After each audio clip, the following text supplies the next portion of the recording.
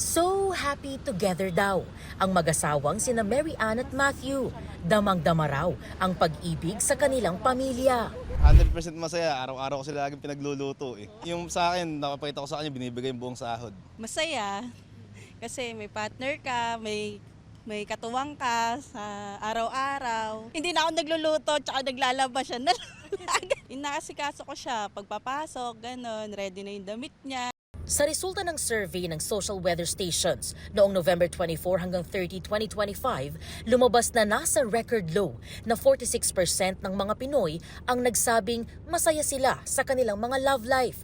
Pareho yan sa datos noong 2024 at pinakamababa sa nakalipas na 2 dekada.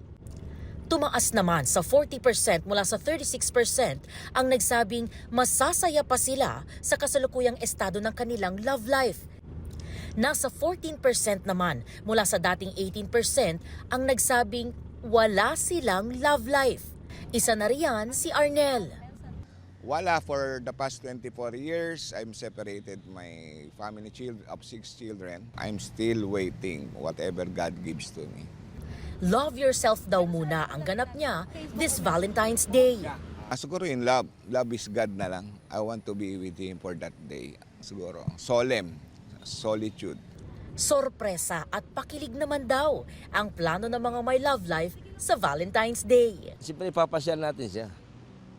Kahit sa mall man lang, pwede na. May gift siyempre, ma'am. Kailangan may chocolate, tsaka bulaklak.